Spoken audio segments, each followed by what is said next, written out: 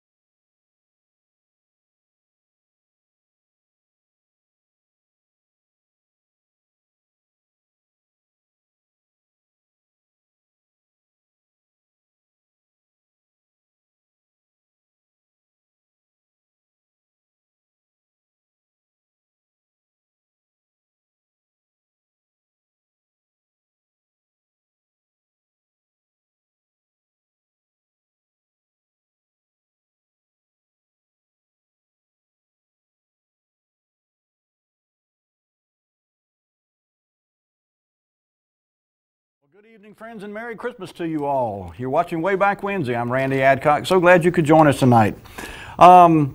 Tonight's show, I thought we'd kind of keep the focus around Christmas. It is the season, as the old saying goes. So most of what we're going to look at tonight has something to do with Christmas, either advertisements or pictures of Christmas scenes. Got some parade pictures to show you from various parades around the area. And so we'll get into those momentarily, but before we do, I wanted to extend a couple of announcements and a couple of thank yous too, in fact. Had a nice visit this week with Mr. Spain, who's a retired railroad man. He came by, we had a nice little visit, and he brought me some information to share with you, the viewers, things that he had ran across. And one of them was a little article that talks about the longest railroad, longest continuous railroad bridge, I should say, longest continuous railroad bridge. And this wasn't around here in Rocky Mount area. It was actually down on the Albemarle Sound. And it lasted, it was built in 1910 and lasted for a total of 76 years. This was a couple of page long article. I'm not going to read the whole thing, but I just want to kind of hit some of the highlights, because it is, you know, we talk a lot about the history of Rocky Mount and how the railroad relates to it. We're going to show you some pictures too, some railroad Christmas decorations and so forth. But certainly the railroad has been very instrumental in the history of Rocky Mount development of not only this part of the state, but obviously the country entirely. But you know, going across big bodies of water, certainly the Albemarle Sound is a prime example, was a fairly major undertaking from an engineering standpoint especially. Not only do you have shifting currents and loose sand to contend with, you've got, oh my gracious, snakes and weather conditions, to say the least. As anybody's ever spent any time on the Sounds of North Carolina, you can go from crystal calm, clear lake surface to 3, 5, 6 foot waves and chop very quickly out there. So I'm sure what was involved from an engineering standpoint to get the pilings in place and get the track bed in place and get it all level, and to be a functioning railroad bridge was just a marvel of engineering effort.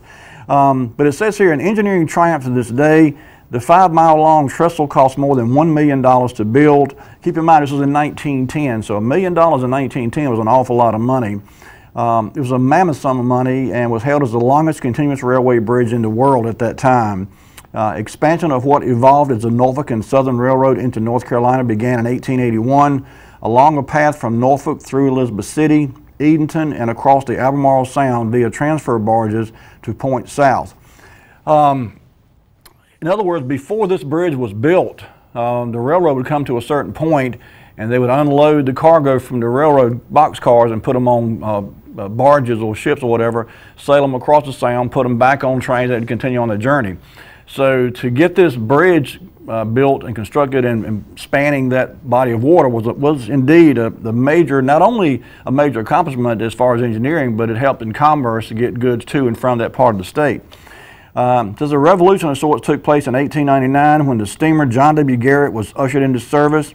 The Garrett, a truly superlative ferry by all accounts, was capable of ferrying 23 loaded freight cars. So the article goes on to tell a little bit about what happened and preceding the bridge, and then how the bridge made shipping cargo in that area of the state much easier over time. So thank you, Mr. Spain, for that. He also brought me an ad that appeared. I'm guessing this appeared in either one of the local phone books, or it may have appeared in the paper. But it's an ad for a company called S&W Rendering Company. And it's a pretty interesting ad. I just read it to you here. It says, "Wanted, dead or crippled horses, mules, cows, or hogs. Phone collect 6856 Rocky Mount, day or night, 7 days a week. No cost to you for removing the animal, saves you the cost and trouble of burying them. Your call will be given immediate attention and the animal will be removed immediately. Keep this card, you may need it someday." So I'm guessing this was actually a business card that somehow got printed and reproduced. And from what I understand, this was out there somewhere in the area of the Gus Langston stockyard. And there was, I guess, a great big concrete pit where they would boil these deceased animals down and then collect the tallow from them or whatever, the grease. And so it's hard to imagine that being a legitimate business in today's world, but certainly at the turn of the century, it was pretty commonplace, I guess. And so particularly from a standpoint of, you know, getting the fat from hogs and so forth. So anyway, it was S&W Rendering Company, and it was located out there, as I said, in the general area of Gus Langston Stockyard. Many of you know where that is, on South Tertiary down there. I also want to put out a word. Got a couple emails this week from Miss Joyce Dantzler, who heads up the Rocky Mount Railroad Museum. Many of you know her. And you know, we're very fortunate at Rocky Mount to have a multitude of historical places to go. I wish we had a Rocky Mount History Museum. That's kind of on my bucket list of things to do. And for those that remember, a couple of years ago, I tried to get one off the ground and just ran into one obstacle after another. And so I've not given up on the idea. I just, you know, had to kind of take a back seat to other things that were more pressing at the time. But we do have a Rocky Mount Railroad Museum, and it's currently located in the train station building downtown Rocky Mount there. And they're having a fundraiser, not a fundraiser, I'm sorry, a membership drive. And so Joyce sent me a couple flyers and asked me if I could just to share this with you, the viewers. And so this is dated December the 12th, and it says the Rocky Mount Railroad Museum is seeking donations of train artifacts, tools, pictures, train china, signs, scenery, symbols, logos, model trains, etc.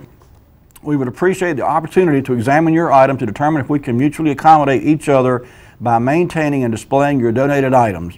Your keepsakes donated to the museum can be shared with the public instead of fading away into obscurity in your attic or garage. Consider sharing the joy that you derive from your train and railroad artifacts with your community neighbors. And then the second part of this says the Rocky Mount Railroad Museum welcomes new and returning membership and donations for the year 2022. The museum is located in the Helen P. Gay Historic Train Station. Public tours are expected to begin in June of 2022.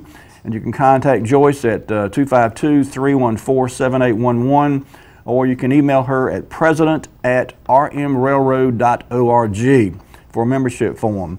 Membership is $25 annually, and you know, that's what they're doing is really neat, trying to preserve some railroad history, certainly.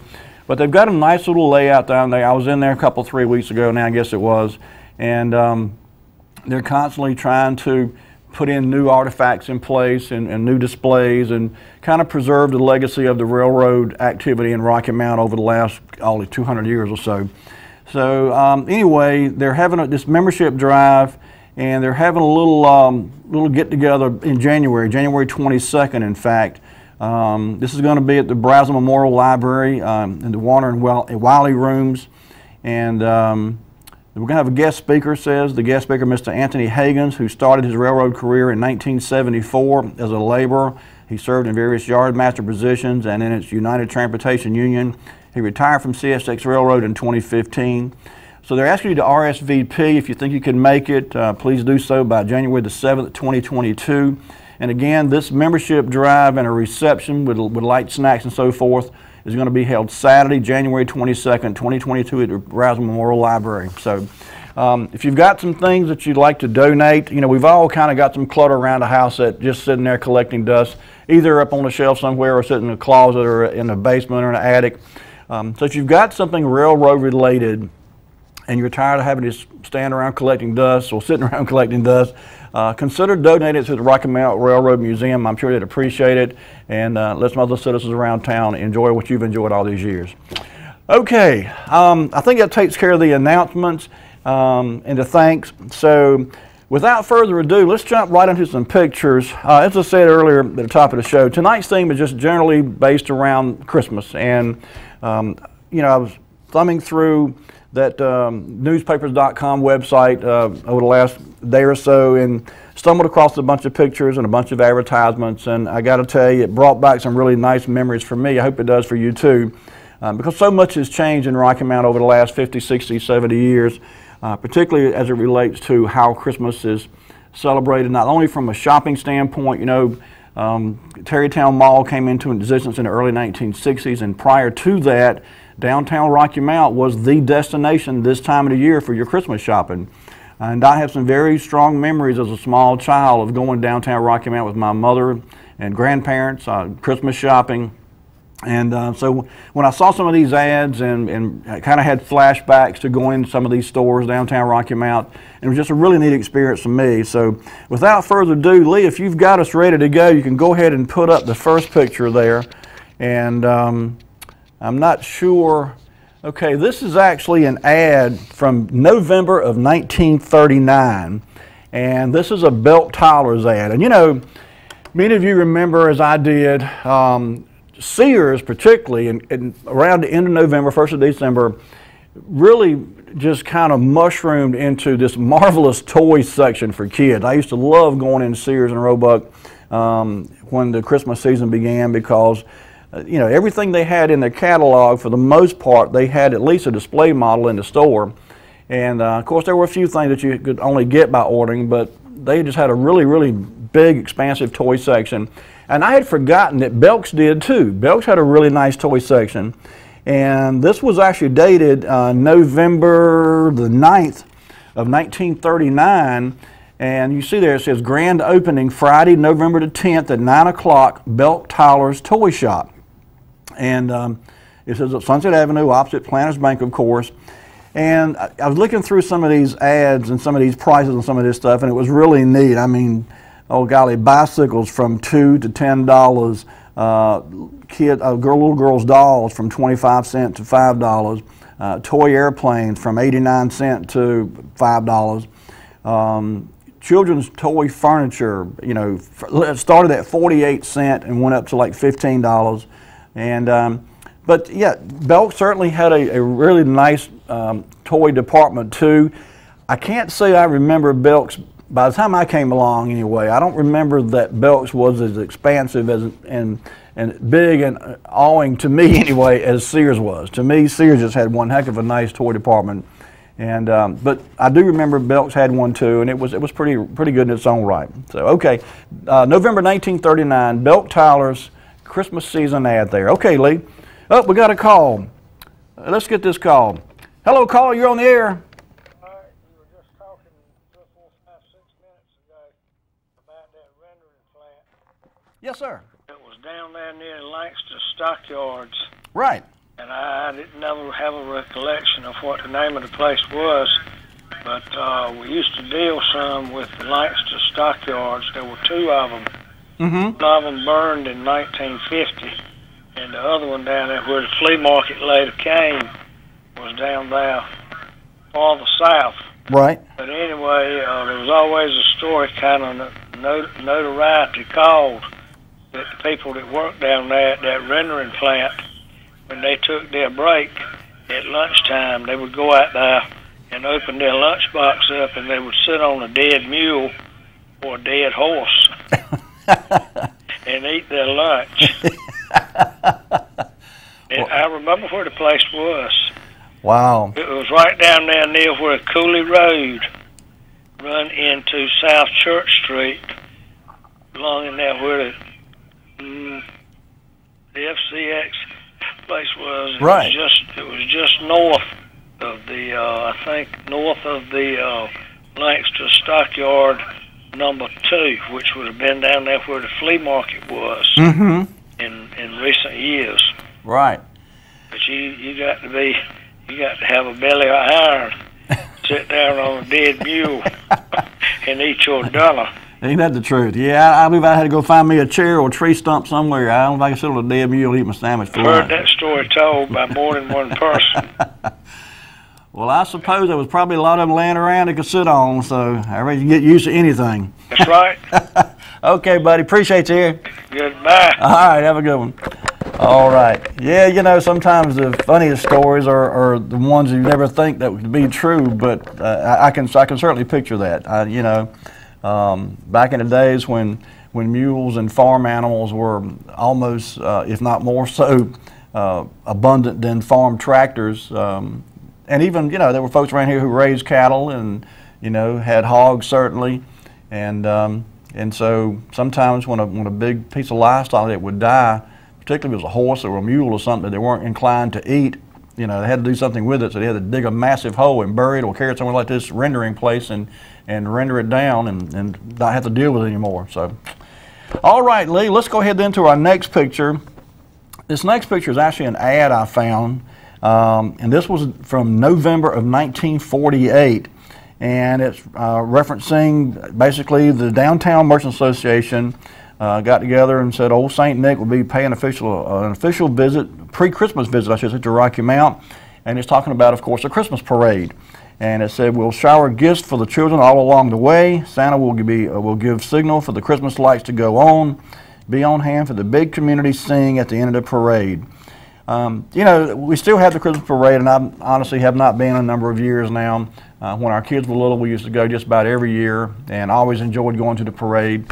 Even when the weather wasn't too keen, it was still good to go down there and watch the marching bands play and see the floats. And that's just a really special part of my childhood memories. And you know, it's something that I think for a lot of people, it wasn't Christmas until the Christmas parade came through. And so, obviously, this took place December the 3rd of 1948. This announcement was in the paper in November of 1948, toward the end of November. And so it's kind of getting people in the mood for Christmas spirit. And so, some fond memories there about the Rocky Mount Christmas parade for sure. Okay, Lee, let's go then to the third picture if we could. And this is actually from the, oh, did I skip one? I got out of track here, I guess. This is from the Daniel Company. And you know, this kind of threw me for a minute because I remember there being a Daniel's clothing store, but the Daniel Company was one I did not remember. And it's, you see the headline, "Get your home ready for Christmas. For your convenience, our store will be open Wednesday night until 9 o'clock. See the all-new General Electric kitchen in actual operation." So this was an appliance store, the Daniel Company. It was located on Highway 301 South, and that's the only address that was in the ad, so I'm not exactly sure where this place was located. When I first saw it, I thought it was the Daniel's dress store downtown Rocky Mount, but obviously this is something different entirely. So if anyone knows anything or remembers anything about the Daniel Company, as I said, it appears to be some kind of appliance store, and it was out on 301 somewhere, but where it was, I do not know. It was before my time. But this ad appeared, and oh, gee, let's see. I think this was November of 1948. Yes, November 1948. And I just realized we had blown past our first commercial break. Lee, I tell you what, before we go to the next picture, bring it back to me, and we'll go ahead and take our first commercial break for the night. And before I forget it, I'd like just to, again, take a moment to thank our sponsors. You know, we have some really good sponsors that support this show and make it possible for this show to air each week. And I won't try to list them because I'm afraid I'd leave somebody off. So watch the commercials and let's kind of support these businesses any way we can. And we'll see you back after the break. Don't go anywhere, folks. We'll be right back.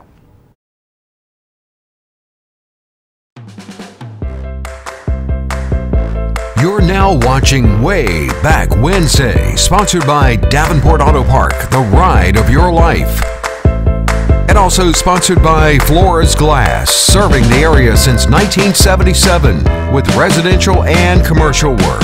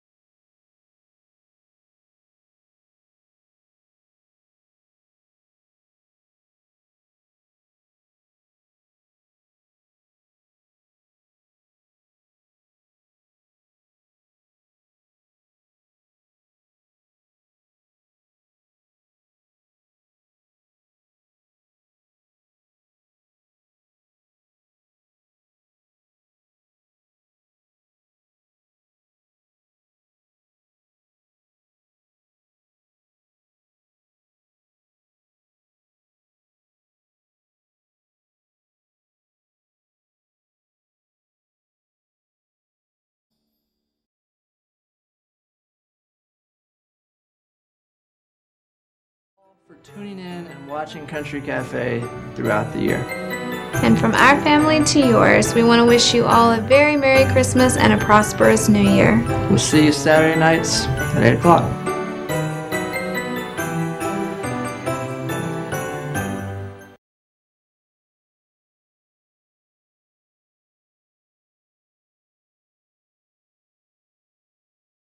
I'm Daniel Moss, owner of Cornerstone Funeral Home, and I'd like to invite you and your family to give our family an opportunity to serve you in your time of need. And we offer a full line of funeral services, everything from visitations to graveside services to cremations on site with a live crematory, as well as a banquet hall to meet the catering needs of our families that we serve. We offer catering service, we offer refreshments prior to visitations and services of our family, and we want to invite you to come and experience the difference here at Cornerstone Funeral Home.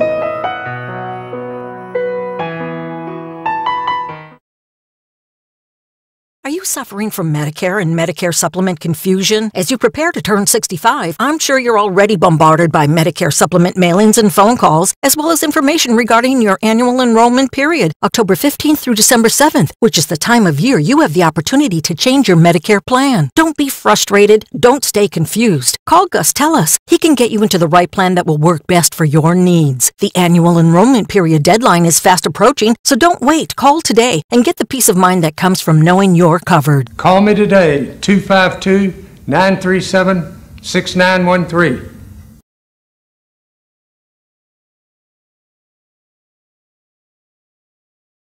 When faced with special care needs for elderly or disabled loved ones, families want compassionate, comforting care. That's Tender Touch Home Care Services' goal, providing the level of care we would expect for our own. With over 10 years of home care excellence, Tender Touch provides an array of services that keeps your loved one at home. From personal care, light housekeeping, errands, and meal preparation, to our private duty care program, which combines all of our home care offerings in one package. Tender Touch Home Care Services, where your needs are our concern.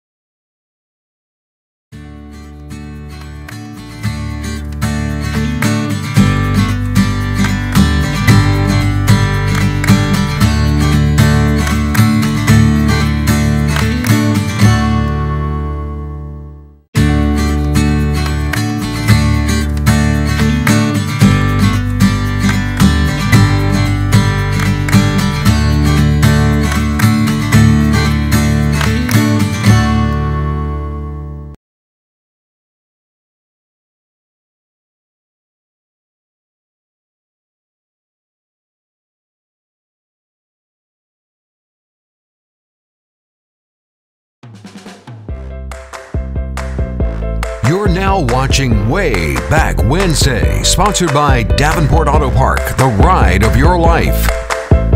And also sponsored by Flores Glass, serving the area since 1977 with residential and commercial work.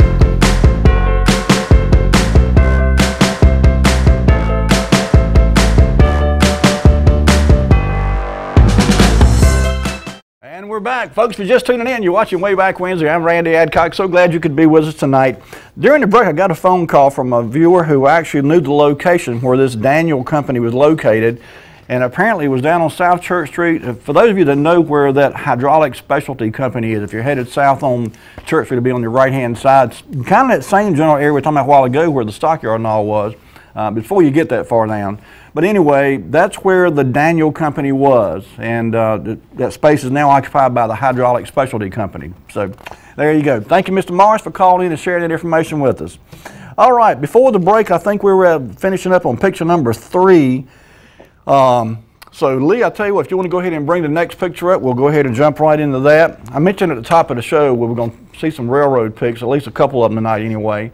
And so we've got one here. This is from November of 1954, and at that in that year, November 54, ACO Railroad, Emerson Shops down on South Church Street, put up a Christmas display decoration, and what looks like a locomotive there is actually not a locomotive at all. And I'll read you the caption here. This kind of explains it. It says, "This beautiful Christmas exhibit is the work of employees of the Atlantic Coastline's Emerson Shops. The workmen donated of their time and money to fashion the appropriate signs, procure the tree, and make the proper decorations. The diesel locomotive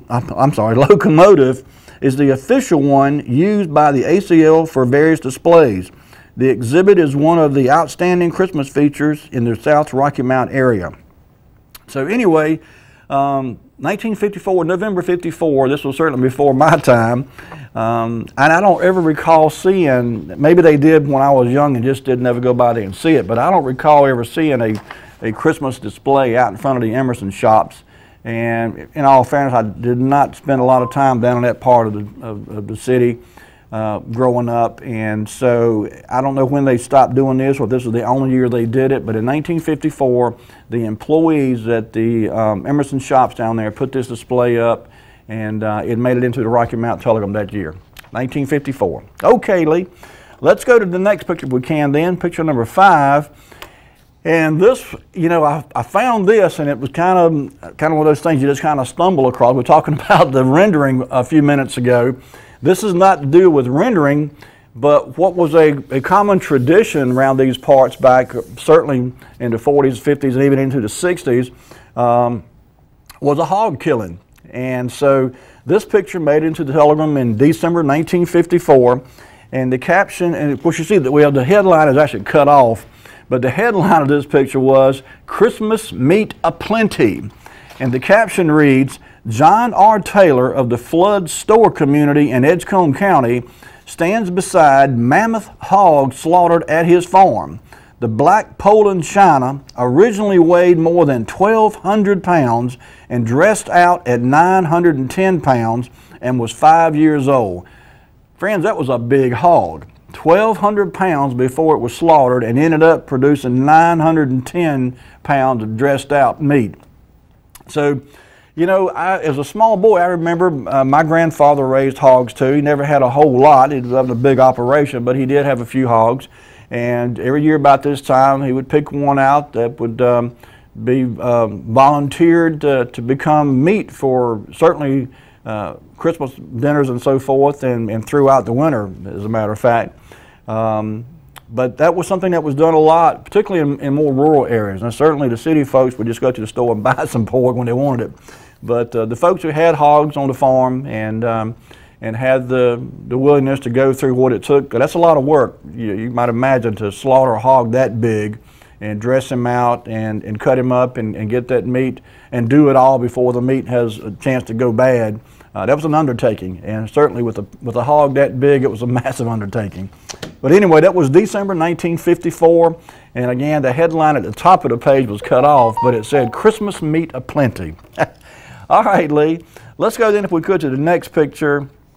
And we've talked in prior shows about some of the events that took place around Rocky Mount over the years, and certainly the holiday season brought out efforts by any number of local civic organizations to do good work. The Lions Club was certainly no exception.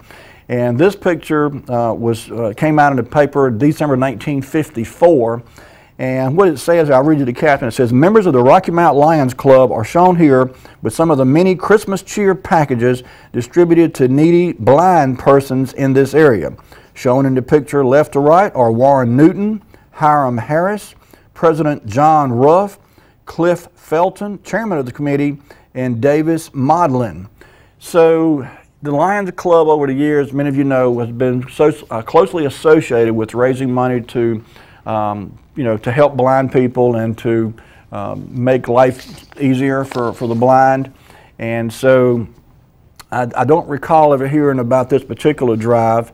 And again, I don't know whether this was a one-time thing. My guess is it was probably an ongoing effort, if not every year, certainly very often in the Christmas time. But and they weren't the only ones that did this kind of work, obviously. Optimus clubs did it. The Rotary clubs did it, the JCs did it. We'll show some pictures here shortly of some JC activity. And so, this was, it was all about community. There you go. And so these organizations, a lot of times they might not have but a dozen members or less, but whatever they could do as an organization to help the less fortunate, their fellow citizens, they were certainly willing, more than willing, and able to do that. And so it's just a nice look back at some of the efforts that were done to take care of each other in years past that sadly we just don't hear enough about today. Okay, Lee. The next picture then is from December of 1957. And again, this one kind of got cut off too. And I do apologize. This is not the best quality picture here.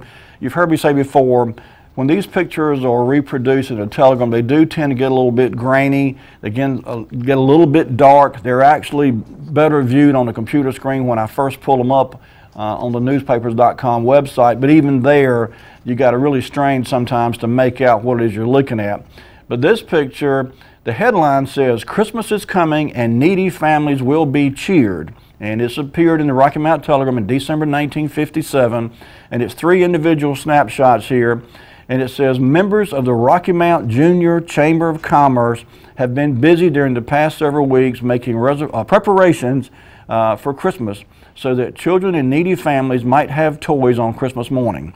The workshop, located in the rear of Waters Quality Roofing and Sheet Metal Works, which is owned by J.C. Doug Waters, is the scene each evening of fixing, painting, hammering, and cleaning. In the first picture above, J.C. D.T. Weaver, John Gray, and L.M. Lancaster are seen fixing bicycles. In the second picture, J.C.'s D. Gaskell and Gray, what does that say? It's kind of hard to make out. Anyway, it says they're sorting boxes of toys which were picked up in a toy drive held several weeks ago. A toy gun attracts the attention of Lancaster in this third picture.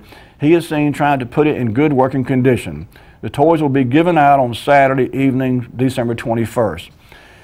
Now, this is really neat for a couple of reasons. Number one, there's obviously this community effort to help your fellow citizen who may be down on their luck, having a hard time, and don't have the money to go out and buy gifts for the kids. So the JCs here had this toy workshop. And another thing that's neat about this is, though there were some new toys donated, a lot of these were used toys. They were used bicycles, and you see a gun there, a used toy gun. And they would fix these things up, paint them, and for a kid, it wasn't going to have anything at all for Christmas. It didn't matter. They was getting a used bicycle or a used doll or a used toy truck. I remember my father telling a story one year when he was just a youngster. He had a brother, the brother next in line to my father. They both wanted a bicycle, and my grandfather, being a poor tenant farmer, couldn't afford to buy them each a bicycle. And so when Christmas morning rolled around, they went to look under the Christmas tree. There was one bicycle, and it was a used bicycle that my grandfather had bought from one of the bicycle shops around town that had been fixed up. And it was actually for my father and his brother. They had to share a used bicycle, but that's, you know, they were tickled to get it. You know, my father said he wasn't complaining that he had to share the bicycle with his brother, or the fact that it was a used bicycle, but it was just the reality of the situation he grew up in. His family didn't have money to buy new toys for all the kids. My father was one of 10, and my grandparents were farmers, so that tells you right there, there just wasn't a lot of money to spend on Christmas time. So anyway, but this is, to me, just a neat idea that the JCs were doing. I don't know if this kind of activity is still going on around Rocky Mount. I'd love to see something like this fired up again, and particularly this time of the year, it's just so nice to think that we could help get some of these needy families and needy kids in particular some toys that they wouldn't otherwise get. Okay, Lee, let's go then, if we could, to the next picture. This next one appeared in the Rocky Mount Telegram in December of 1957, and it's actually, the little caption says, "Christmas Spirit," and it says, "Radiating the true spirit of Christmas, neighbors and the local Tobacco Tribe 15 of the Improved Order of Red Men pitched in to help rebuild the home of Jimmy Rogers of Route 2 Rocky Mount after it was destroyed by a recent tornado in Edgecombe County." You know, unless you've been living under a rock the last 3 or 4 days, you've certainly heard about the tornadoes that just came through and literally destroyed, oh golly, a wide swath of from Tennessee to Kentucky and I think Missouri. Certainly Kentucky probably got hit the worst. But you know, it is kind of late in the year for tornadoes, and particularly around here. So in December of 1957, a tornado came through here somewhere in this area, and it all but destroyed this man's home.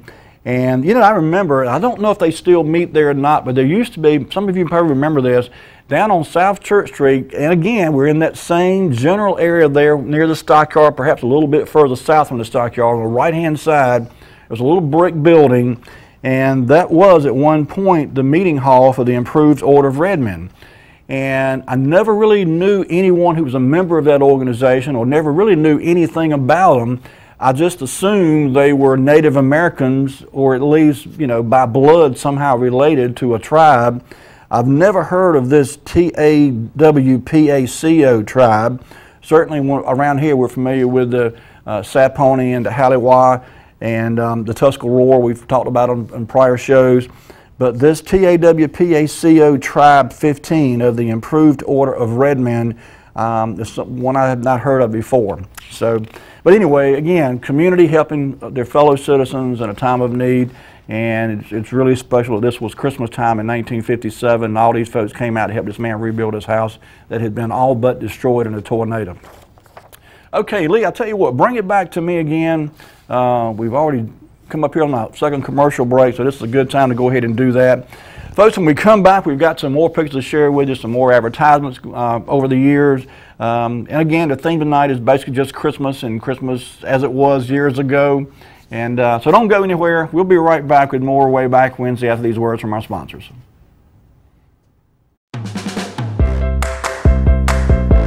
You're now watching Wayback Wednesday, sponsored by Davenport Auto Park, the ride of your life. And also sponsored by Flores Glass, serving the area since 1977 with residential and commercial work.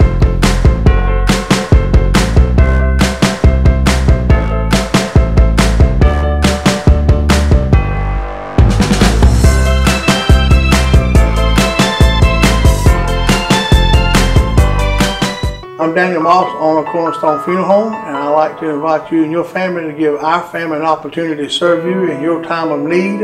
And we offer a full line of funeral services, everything from visitations to graveside services to cremations on site with a live crematory, as well as a banquet hall to meet the catering needs of our families that we serve.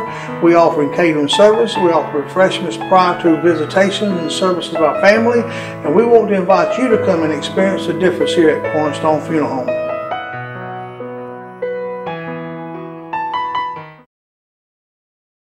Are you suffering from Medicare and Medicare supplement confusion? As you prepare to turn 65, I'm sure you're already bombarded by Medicare supplement mailings and phone calls, as well as information regarding your annual enrollment period, October 15th through December 7th, which is the time of year you have the opportunity to change your Medicare plan. Don't be frustrated. Don't stay confused. Call Gus Tellis. He can get you into the right plan that will work best for your needs. The annual enrollment period deadline is fast approaching, so don't wait. Call today and get the peace of mind that comes from knowing you're covered. Call me today, 252-937-6913.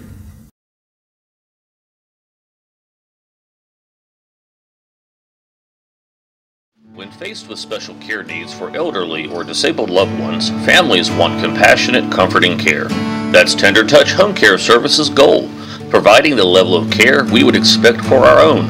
With over 10 years of home care excellence, Tender Touch provides an array of services that keeps your loved one at home. From personal care, light housekeeping, errands, and meal preparation, to our private duty care program, which combines all of our home care offerings in one package. Tender Touch Home Care Services, where your needs are our concern.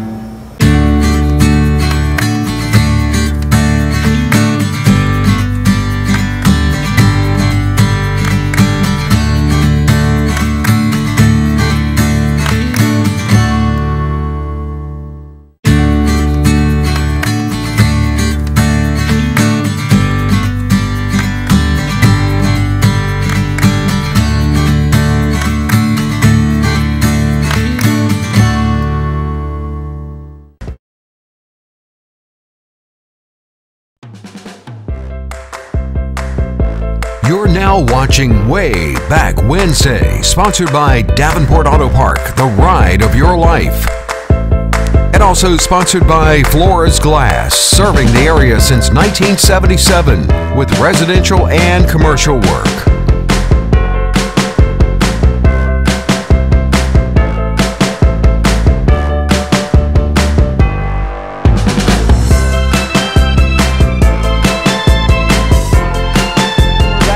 Folks, if you're just tuning in, you're watching Wayback Wednesday. I'm Randy Adcock. Tonight's show is about Christmas, obviously. I don't know if you can make them out in front of me here. We've got some really beautiful poinsettias. I'm not sure where they came from. I'm not even sure they're real, but I believe they are. They look real from my vantage point anyway. But I hope you're having a nice holiday season, and I hope Santa Claus brings you all everything you asked for. Okay, Lee, let's jump back into our picture. I think we left off at, picture number 8 was the last one, so we should be at picture number 9 now. And this was actually another ad from Belk Towers. And this was something I seem to have a vague recollection of this, but I can't say I ever participated in any way. But this ad is from December of 1955. And I don't know how long they did this, but what this ad is talking about, this husband and wife team, Mr. and Mrs. C.T., it looks like Hergolt or Hergolf, maybe, I'm not sure, it's kind of cut off the last name, but they're world famous glass cutters, at least they were in 1955, and they come into Belk and set up a little table there, if you will, and they monogrammed glassware for Belk's customers. And it said you can personalize for yourself or for giving, don't wait, time is running out, have your purchase of crystal monogrammed. So you could buy your crystal glasses or tea picture or whatever there at Belk's and then take it over to the table where this husband and wife glass cutters were operating, and they could put either your initials or the family, whoever you're going to give it to, put their initials on it and make a really nice personalized Christmas gift. And so I'm not sure, these prices I'm assuming are the price for the actual products themselves. And there's no mention of a fee for the engraving, so I'm guessing Belk's actually paid this husband and wife team to come into their store and provide this service at no charge to the customers. Now, maybe someone remembers having this done or knew when this was taking place. As I said, this ad appeared in the Rocky Mount Telegram in December of 1955. And so, like I said, there's nowhere in the ad where it mentions a fee for having the etching done. As long as you buy the glassware from Belk's, then you could get it, apparently anyway, engraved or personalized for free. That's a neat neat service there. You know, Belk's did a lot of neat things over the years that a lot of stores never thought to do, or certainly didn't do. And I think in many ways that's just an example of some of the things and some of the services that Belk offered to kind of even then set them apart from other stores, and over the years has continued. Certainly Belk's is a different store today than it was in the 1950s, that goes without saying, but they've always kind of had a, I don't want to say an air about them, but they've always kind of had a reputation, I guess is a better word, for being a place to get quality merchandise. And you know, a lot of family heirlooms are purchased at Belk's, for example, over the years. And so something like this would certainly fall into the category of a family heirloom if you were to receive something like this for Christmas as a gift from a relative. And it's unlikely to get anything else like this in any other store in Rocky Mount anyway, other than from somewhere like Belk's. So, okay. All right, Lee, let's go ahead then, if we could, to the next picture. And this picture is actually from, obviously, December of 1957. It says, "Santa remembers all." This familiar scene with Santa and a group of admiring youngsters took place. Oh, have we got a call? We do. Let's take this call. Hello, caller. You're on the air. This is GA again. Yeah, sir. Belts back in the 50s used to give a car away every year. An automobile? Yeah. Wow. Okay. Jack Carter from Whitaker's wife won it one year, and he was the Dodge dealer in Conway. How about that? Wow. Well, that's something I didn't know. I never knew that they gave away a car. Every year, you say? Yeah. Wow. That's neat. That's neat. Okay, I'll let you go. All right, buddy. Thank you here. All right. Yeah, you know, that, again, it gets back to what I said a minute ago. Belk's kind of has, over the years, developed a reputation for just being, you know, kind of an upper echelon type establishment, I guess you could say. And they did things like that other retailers certainly didn't do. And in all fairness, probably could not afford to do. Belk's, you know, by catering to the clientele that they tended to cater to, probably could afford to do some things that smaller mom and pop type stores just were not financially able to do for their customers. And so it's neat that Belk's could do that, and certainly giving away a car is something that it takes a pretty big operation to be able to afford to do something like that. So anyway, all right, back to Santa Claus here. This familiar scene with Santa group of youngsters took place at the annual Christmas tree party staged by the local Elks Lodge for worthy children in the area. They do not explain what it means to be a worthy child, but I seem to recall there was an article that accompanied this picture, and I just screen captured the picture itself. But I think these were, at least in the minds of whoever made that determination, these were the kids of needy families in the Rocky Mount area. And so the Elks Lodge took it upon themselves to have this little Christmas party for these kids of needy families in Rocky Mount. And of course, all the kids would get a chance to talk to Santa. There were gifts that were given out to the kids. You can see the little girls there. Each one, little girl and little boy, both have a gift in their hand. And so, you know, it gets back to what I was saying earlier, community looking out for each other. And that, I just think that's such a neat concept, just a neat idea that sadly we just don't see enough of these days. Everyone seems to kind of go their own separate ways, and if your neighbor's having a hard time or your co-worker's having a hard time, you kind of shrug and say, oh, well, I hate it for him, but there's not much I can do. But in years gone past, you know, there was a really concerted effort throughout this community to help those less fortunate. And it certainly was evident at Christmas time, but there were, you know, throughout the year, there were efforts underway, fundraisers and different things to raise money to help the less fortunate. And certainly Christmas time, that kind of came to the forefront. Okay, Lee, let's go, if we could, into the next picture. This next picture is from December of 1958. And I'll read the caption here. It says, early Christmas present. It says, recipient of an early Christmas present from Rocky Mount's Sunshine Club is Eugene D. Starling, 20-year-old muscular dystrophy patient who sits in a new chair, gift of the club. On the right is Ms. A.L. Cockrell, president of the club, while Eugene's mother, Mrs. Eudine Starling, is shown at left. I don't know this particular gentleman. I do know some Starlings, and the Earl Starling from here in Rocky Mount. Earl has watched the show in the past. So Earl, if you're watching, if this is some of your relatives, let us know. 407-1111 is the number. But this is just another example of community reaching out to help a fellow citizen. They donated this young man a wheelchair, and that's not to imply that he was, you know, needy necessarily, but I'm just saying that there was a need there. And so this organization, and the Rocky Mount Sunshine Club is one I've never heard of. Over the years, Rocky Mount has had its share of organizations, from the JCs and the Rotary Club and the Optimist Club and the Optimist Club. The list goes on and on and on. But the Rocky Mount Sunshine Club is one I was not familiar with. But in December of 1958, they got together, raised some money, and bought a wheelchair for this young man, and presented it to him as an early Christmas present. Neat. All right, Lee, let's move ahead then if we would, if we could. The next picture is from November of 1959, and we talked a little while ago about the Christmas parade that came every year in Rocky Mount, and still does for that matter. And this was just a couple of pictures that appeared in the Telegram that year, again, November 1959, just prior to the Christmas parade. And this is a 14-foot snowman and a 12-foot ice cream cone. Here are the two inflated attractions to be offered in Rocky Mount's Christmas parade, planned for 10:30 Saturday morning this week. The parade will bring to town a complete child's dream of toys and imaginative characters, all enormous and exciting.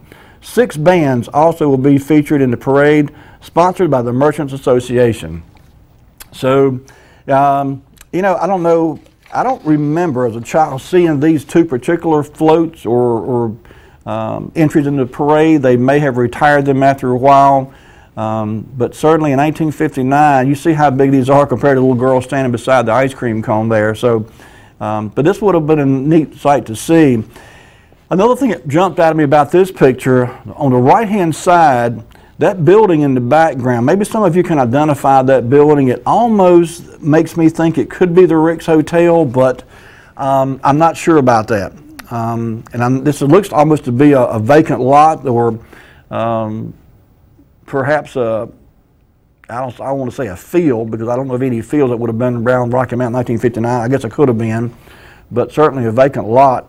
But that almost looks like the Rick's Hotel on the right-hand side in the background. I'm not sure about that. It wasn't identified in the picture, but I'm not sure. Okay, Lee, let's go ahead into the next if we could. This next picture is from December of 1959. And again, it's a little dark, it's a little hard to make out what it is. And I'm not even sure which store this is, but the caption was, "Counters are stocked with merchandise and people are buying it." That part got cut off on what you're seeing on the screen there. But if you could zoom in on this, you would see these shelves are absolutely packed with merchandise from floor to ceiling.